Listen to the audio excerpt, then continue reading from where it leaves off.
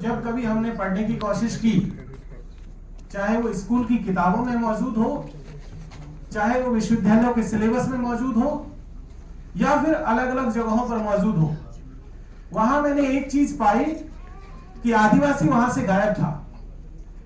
और ऐसा नहीं है कि किसी एक खास समूह के साथ ये हो रहा हो, ये पूरे देश के तमाम आदिवासियों के साथ ये चीज महसूस की गई।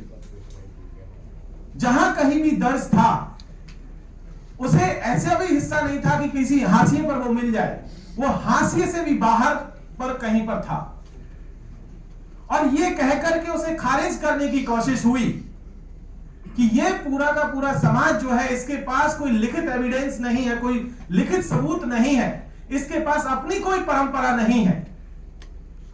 और इन्हीं लाइनों पर कहते हुए उसे खारिज कर दिया गया, उसे एकदम से इग्नोर किया गया।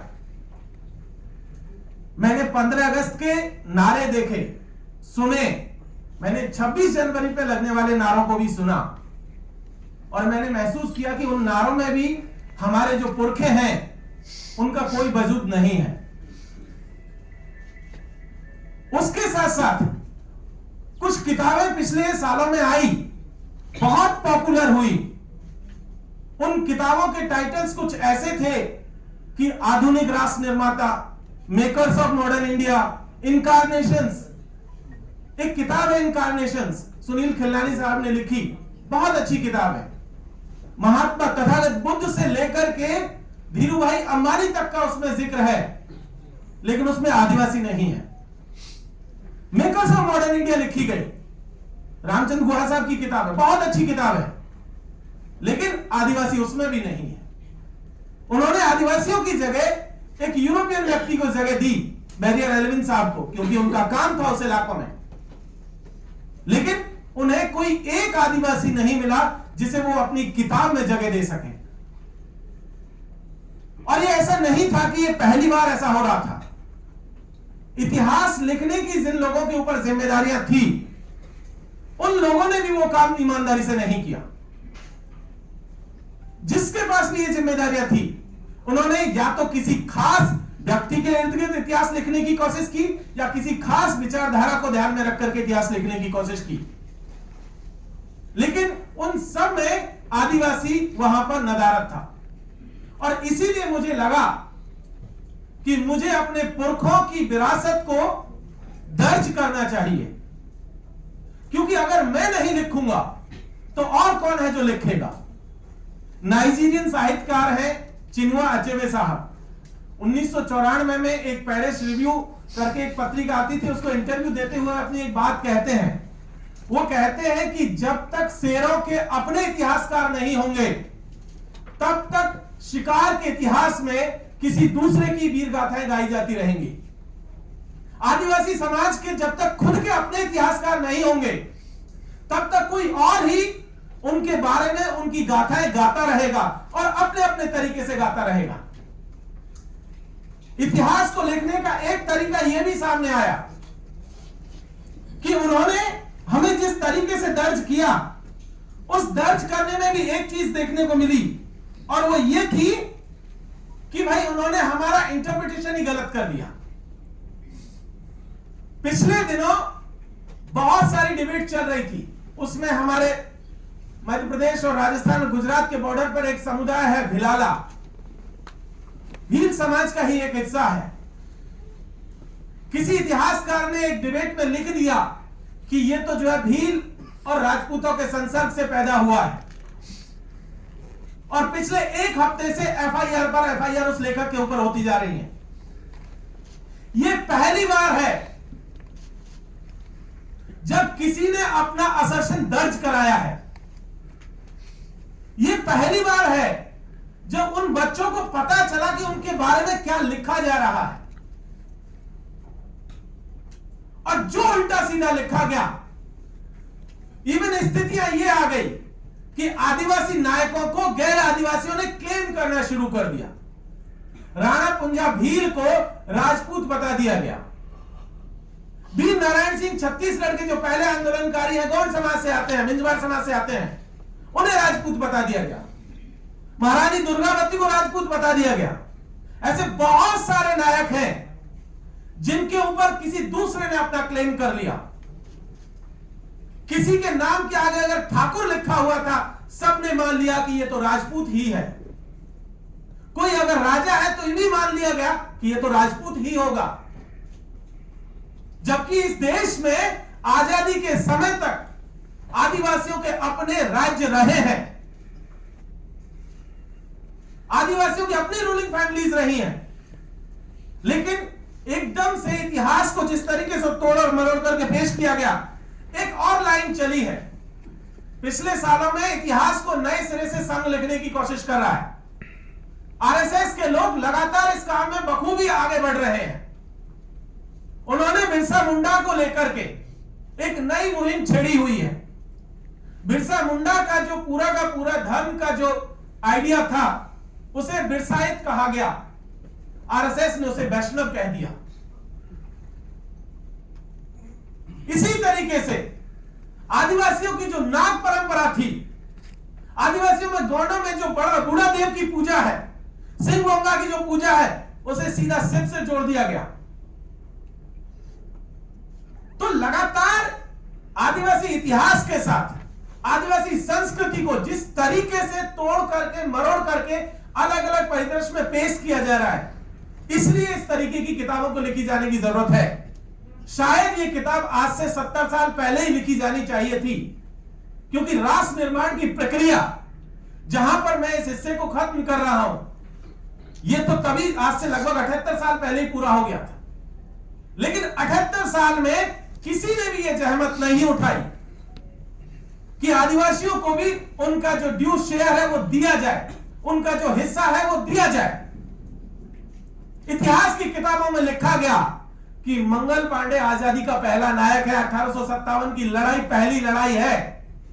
लेकिन उससे कोई 80 साल पहले तिलका मांझी इस लड़ाई को शुरू कर चुके थे।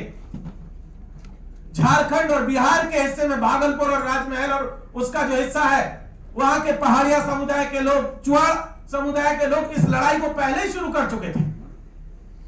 लेकिन उन्हें वो हक नहीं दिया गया, उन्हें वो सम्मान भी नहीं दिया गया। और जहां वो लड़ाई चुआड़ विद्रोह से शुरू होती है, तिलका मांझी के वहां से शुरू होती है, और वो आजादी के 3 महीने पहले तक जो है कालीबाई भील अपनी उसी आजादी को देते हुए शहीद हो जाती है, अपने स्कूल को बचाते हुए। लेकिन कहीं पर भी उनका जिक्र नहीं है। किस तरीके से पूरे समाज को जो है क्रिमिनल बना दिया गया। क्राइम कोई भी करे, लेकिन पूरा समाज जिसे कह दिया गया तो ये तो अपराधी है, उसका हर पुरुष प्रतिदिन उसके नजदीकी थाने में अटेंडेंस देगा। उसका हर पुरुष अगर गांव से कहीं बाहर जाएगा तो उसे पुलिस थाने में अपनी सूचना देनी होगी। अगर कोई गेस्ट आएगा आपके गांव में, तब भी आपको सूचना देनी होगी। ये पूरी की पूरी परंपरा रही। और एक चीज, अंग्रेजी हुकूमत के दौर में जिस तरीके से लूट और खसट चली, जिसके खिलाफ आदिवासियों ने पूरी बगावत शुरू की, चाहे जंगल की लूट हो, वन कानून बनाए गए, भू राजस्व वसूली के लिए कानून बनाए गए। और एक टर्म हम सब लोग आज की तारीख में बहुत अच्छे से सुनते हैं, वो है रूल ऑफ लॉ, कानून का शासन। किसका कानून? कौन सा कानून? तो कानून वो जिसे अंग्रेजों ने बनाया। किसके लिए बनाया?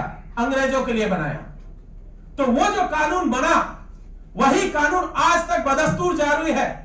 उसका एक एग्जांपल मैं आपको बताता हूं।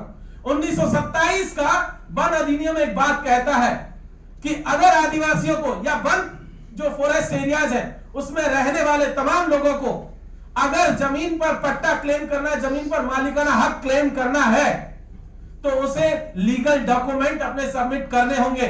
और यह आजादी के पहले की बात है। सवाल यह है कि आदिवासी वो लीगल डॉक्यूमेंट लाए कहां से, और कौन सा डॉक्यूमेंट लीगल है, इसे तय कौन करेगा? वो तय करने वाले अंग्रेज।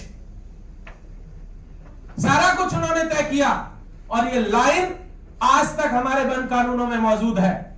अगर आपको जिस जमीन पर आप रहते हैं, कानून में लिखा हुआ है कि सिर्फ इस लाइन पर आप जमीन पर मालिकाना हक क्लेम नहीं कर सकते हैं, कि आप यहां रह रहे थे, कि आपके पुरखे यहां पर रह रहे थे, कि उनके पुरखे भी यहां पर रह रहे थे, इस लाइन पर आप जमीन पर मालिकाना हक क्लेम नहीं कर सकते हैं। उसके लिए लीगल डॉक्यूमेंट चाहिए आपको। यह आज तक मौजूद है। इसी के तहत पूरे एरिया को, फॉरेस्ट एरियाज को रिजर्व डिक्लेयर किया गया। किसी को और अलग अलग कैटेगरीज में बांटा गया और रिजर्व कहकर के कहा गया कि आदिवासियों के जो जमीन है, आदिवासी जो है इस जंगल में रह रहे, इनसे जो है जंगली जानवरों को खतरा है, और ये कहकर के उन्होंने शिकार के लिए अपने जंगल रिजर्व कर लिए। और आज भी वही स्थिति है। तो साथियों, उसके खिलाफ जो बगावत चली, वो बगावत का पूरा इतिहास को अगर हम लोग देखेंगे तो पता चलेगा कि आदिवासी इस देश में केवल अंग्रेजी हुकूमत के खिलाफ नहीं लड़ रहे थे, इस देश के सामंती व्यवस्था के खिलाफ भी लड़ रहे थे। इस देश के महाजन, व्यापारी, सूदखोर, लूटखोर और जितने भी गैर आदिवासी उन इलाकों में जाकर के आदिवासियों का लूट रहे थे, उन सब के खिलाफ लड़ रहे थे। और इसीलिए जयपाल सिंह मुंडा ने संविधान सभा में अपने भाषण में एक बात कही थी। वो कहते हैं कि हमारे लोगों का पूरा इतिहास गैर आदिवासियों के अंतहीन शोषण, उत्पीड़न और बेदखली को रोकने के लिए किए गए विद्रोहों का इतिहास है। तो साथियों, ये पूरी की पूरी जो परंपरा है जो आदिवासी पुरखों ने चलाई, वो परंपरा को, इस बात को यहां पर कहने की जरूरत है कि ये लाइन जो तय होती है दिल्ली से, कि भाई जो दिल्ली में है, जो दिल्ली पहुंच सकता है, ये देश उसी का है, वही तय करेंगे कि इस देश का भविष्य क्या होगा। यहां से इस आयोजन का मकसद एक यह भी है कि हम ये कहें कि जो लोग दिल्ली नहीं पहुंच सकते हैं और जिनका इतिहास आप खुद नहीं लिख रहे हो, जिसकी संस्कृति को आप नष्ट करने पर तुले हुए हो, वो देश उन लोगों ने बनाया हुआ है। ये देश उन्हीं का देश है।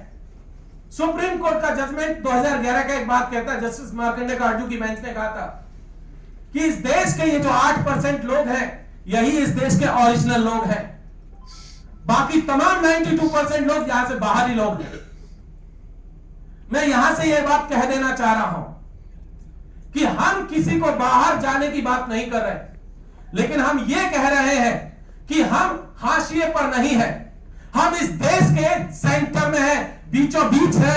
हमें अपना हिस्सा दीजिए। इतिहास की किताबें हो, संसाधन हो, राजनीति हो या अर्थव्यवस्था हो, यही बात कहकर के अपनी बात को समाप्त करता हूं। बहुत बहुत शुक्रिया।